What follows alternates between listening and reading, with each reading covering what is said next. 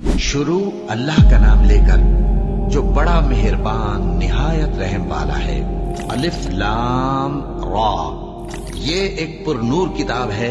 इसको हमने तुम पर इसलिए नाजिल किया है कि तुम लोगों को अंधेरों से निकालकर रोशनी की तरफ ले जाओ, यानी उनके परवरदिगार के हुक्म से इज्जत वाले खूबियों वाले मालिक के रास्ते की तरफ, यानी उस अल्लाह के रास्ते की तरफ कि जो कुछ आसमानों और जमीन में है सब उसी का है। और उन काफिरों के लिए अजाब शदीद की वजह से तबाही और बर्बादी मुकद्दर है, जो आखिरत के मुकाबले में दुनियावी जिंदगी को पसंद करते और लोगों को अल्लाह के रास्ते से रोकते और उसमें कजी चाहते हैं। ये लोग बड़े दूर की गुमराही में हैं और हमने कोई पैगंबर नहीं भेजा मगर वो अपनी कौम की जबान बोलता था ताकि उन्हें अहकाम इलाही खोल खोल कर बता दे।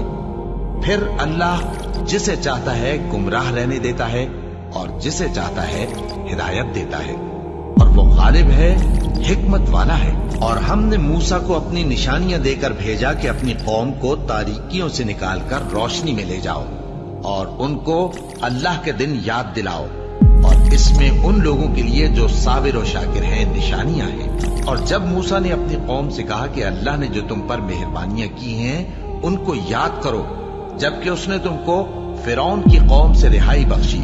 वो लोग तुम्हें बुरे बुरे अजाब देते थे और तुम्हारे बेटों को मार डालते थे और तुम्हारी लड़कियों को जिंदा रहने देते थे, और इसमें तुम्हारे परवरदिगार की तरफ से बड़ी आजमाइश थी। और जब तुम्हारे परवरदिगार ने तुमको आगाह किया कि अगर शुक्र करोगे तो मैं तुम्हें ज्यादा दूंगा, और अगर नाशुक्री करोगे तो याद रखो कि मेरा अजाब भी सख्त है। और मूसा ने साफ साफ कह दिया कि अगर तुम और जितने और लोग जमीन में हैं सब के सब नाशुक्री करो तो भी अल्लाह बेनियाज है, काबिल तारीफ है। भला तुमको उन लोगों के हालात की खबर नहीं पहुंची जो तुमसे पहले थे, यानी नूह और आद और समूद की कौम और जो उनके बाद थे, जिनका इल्म अल्लाह के सिवा किसी को नहीं। जब उनके पास उनके पैगंबर निशानियां लेकर आए तो उन्होंने अपने हाथ उनके मुंहों पर रख दिए कि खामोश रहो, और कहने लगे कि हम तो तुम्हारी रिसालत को तस्लीम नहीं करते, और जिस चीज की तरफ तुम हमें बुलाते हो हमको उसमें भारी शक है। उनके पैगंबरों ने कहा, क्या तुमको अल्लाह के बारे में शक है जो आसमानों और जमीन का पैदा करने वाला है? वो तुम्हें इसलिए बुलाता है कि तुम्हारे गुनाह बख्शे और एक मुद्दत मुकर्रर तक तुमको मोहलत दे। वो बोले कि तुम तो हमारे ही जैसे आदमी हो, तुम्हारा ये मंशा है कि जिन चीजों को हमारे बड़े पूजते रहे हैं उनके पूजने से तुम हमें रोक दो। तो अच्छा, कोई खुली दलील लाओ, यानी मोजज़ा दिखाओ। पैगंबरों ने उनसे कहा कि हाँ, हम तुम्हारे ही जैसे आदमी हैं, लेकिन अल्लाह अपने बंदों में से जिस पर चाहता है नबूवत का एहसान करता है, और हमारे इख्तियार की बात नहीं कि हम अल्लाह के हुक्म के बगैर तुमको तुम्हारी फरमाइश के मुताबिक मोजज़ा दिखाएं।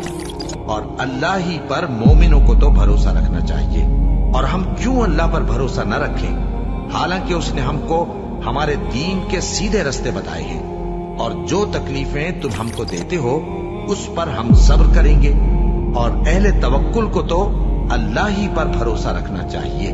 और जो काफिर थे उन्होंने अपने पैगंबरों से कहा कि या तो हम तुमको अपने मुल्क से बाहर निकाल देंगे या तुम हमारे मजहब में वापस आ जाओ। बस उनके परवरदिगार ने उनकी तरफ वही भेजी कि हम जालिमों को हलाक कर देंगे और उनके बाद तुमको इस जमीन में आबाद कर देंगे। ये उस शख्स के लिए है जो क़यामत के रोज मेरे सामने खड़े होने से डरे और मेरे अजाब से खौफ करे। और पैगंबरों ने अल्लाह से फतह चाही और हर सरकश जिद्दी नामुराद रह गया।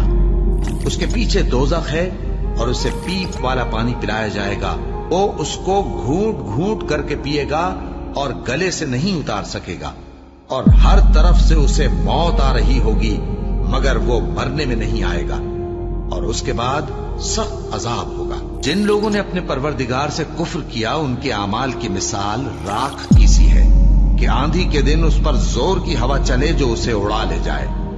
इसी तरह जो काम वो करते रहे उन पर उनको कुछ काबू न होगा। यही तो परले सिरे की गुमराही है। क्या तुमने नहीं देखा कि अल्लाह ने आसमानों और जमीन को तदबीर से पैदा किया है? अगर वो चाहे तो तुमको नाबूद कर दे और तुम्हारी जगह नई मखलूक पैदा कर दे। اور یہ اللہ کو کچھ بھی مشکل نہیں. اور قیامت کے دن سب لوگ اللہ کے سامنے کھڑے ہوں گے تو غریب پیروکار بڑے بن بیٹھنے والوں سے کہیں گے کہ ہم تو تمہارے پیرو تھے، کیا تم اللہ کا کچھ عذاب ہم پر سے دفع کر سکتے ہو؟ وہ کہیں گے کہ اگر اللہ ہم کو ہدایت کرتا تو ہم تم کو ہدایت کرتے. اب ہم گھبراہٹ ظاہر کریں یا صبر کریں ہمارے حق میں برابر ہے، کوئی جگہ رہائی کی ہمارے لیے نہیں ہے. اور جب حساب کتاب کا کام فیصل ہو چکے گا تو شیطان کہے گا جو وعدہ اللہ نے تم سے کیا تھا وہ تو سچا تھا، اور جو وعدہ میں نے تم سے کیا تھا وہ جھوٹا تھا، اور میرا تم پر کسی طرح کا زور نہیں تھا. ہاں میں نے تم کو گمراہی اور باطل کی طرف بلایا تو تم نے جلدی سے اور بے دلیل میرا کہنا مان لیا. تو آج مجھے ملامت نہ کرو، اپنے آپ ہی کو ملامت کرو. نہ میں تمہاری فریاد رسی کر سکتا ہوں اور نہ تم میری فریاد رسی کر سکتے ہو. میں اس بات سے انکار کرتا ہوں کہ تم پہلے مجھے شریک بناتے تھے. بے شک جو ظالم ہیں ان کے لیے درد دینے والا عذاب ہے. اور جو ایمان لائے اور عمل نیک کرتے رہے وہ بہشتوں میں داخل کیے جائیں گے جن کے نیچے نہریں بہہ رہی ہیں. اپنے پروردگار کے حکم سے وہ ہمیشہ ان میں رہیں گے. وہاں وہ ہر ملاقات پر ایک دوسرے کو سلام کہیں گے. کیا تم نے نہیں دیکھا کہ اللہ نے کلمہ طیبہ کی کیسی مثال بیان فرمائی ہے؟ وہ ایسی ہے جیسے پاکیزہ درخت جس کی جڑ مضبوط ہو اور شاخیں آسمان میں پھیلی ہو. وہ اپنے پروردگار کے حکم سے ہر موقع پر پھل لاتا ہو. اور اللہ لوگوں کے لیے مثالیں بیان فرماتا ہے تاکہ وہ نصیحت حاصل کریں. اور ناپاک بات یعنی غلط عقیدے کی مثال ناپاک درخت کی سی ہے کہ وہ زمین کے اوپر ہی سے اکھیڑ کر پھینک دیا جائے، اس کو ذرا بھی قرار و ثبات نہیں. اللہ مومنوں کے دلوں کو صحیح اور پکی بات سے دنیا کی زندگی میں بھی مضبوط رکھتا ہے اور آخرت میں بھی رکھے گا. اور اللہ بے انصافوں کو گمراہ کر دیتا ہے اور اللہ جو چاہتا ہے کرتا ہے. کیا تم نے ان لوگوں کو نہیں دیکھا جنہوں نے اللہ کے احسان کو ناشکری سے بدل دیا اور اپنی قوم کو تباہی کے گھر میں لا اتارا، یعنی دوزخ میں کہ سب ناشکرے اس میں داخل ہوں گے اور وہ برا ٹھکانہ ہے. اور ان لوگوں نے اللہ کے شریک مقرر کیے کہ لوگوں کو اس کے رستے سے گمراہ کریں. کہہ دو کہ چند روز فائدے اٹھا لو، آخر کار تم کو دوزخ کی طرف لوٹ کر جانا ہے. اے پیغمبر میرے مومن بندوں سے کہہ دو کہ نماز پڑھا کریں اور اس دن کے آنے سے پیشتر جس میں نہ اعمال کا سودا ہوگا اور نہ دوستی کام آئے گی ہمارے دیے ہوئے مال میں سے پوشیدہ اور علانیہ خرچ کرتے رہے. اللہ ہی تو ہے جس نے آسمانوں اور زمین کو پیدا کیا اور آسمان سے مے برسایا، پھر اس سے تمہارے کھانے کے لیے پھل پیدا کیے اور کشتیوں اور جہازوں کو تمہارے زیر فرمان کیا تاکہ وہ سمندر میں اس کے حکم سے چلے، اور نہروں کو بھی تمہارے زیر فرمان کیا، اور سورج اور چاند کو تمہارے لیے کام میں لگا دیا کہ دونوں دن رات ایک ڈگر پر چل رہے ہیں، اور رات اور دن کو بھی تمہاری خاطر کام میں لگا دیا، اور جو کچھ تم نے مانگا سب میں سے تم کو عنایت کیا. اور اگر اللہ کے احسان گننے لگو تو شمار نہ کر سکو، مگر لوگ نعمتوں کا شکر نہیں کرتے. کچھ شک نہیں کہ انسان بڑا بے انصاف ہے، ناشکرا ہے. اور جب ابراہیم نے دعا کی کہ اے میرے پروردگار اس شہر کو لوگوں کے لیے امن کی جگہ بنا دے اور مجھے اور میری اولاد کو اس بات سے کہ بتوں کی پرستش کرنے لگیں بچائے رکھیو. اے پروردگار انہوں نے بہت سے لوگوں کو گمراہ کیا ہے، سو جس شخص نے میرا کہا مانا وہ میرا ہے، اور جس نے میری نافرمانی کی تو تو بخشنے والا ہے، مہربان ہے. اے پروردگار میں نے اپنی اولاد ایک وادی میں جہاں کھیتی نہیں تیرے عزت و ادب والے گھر کے پاس لا بسائی ہے.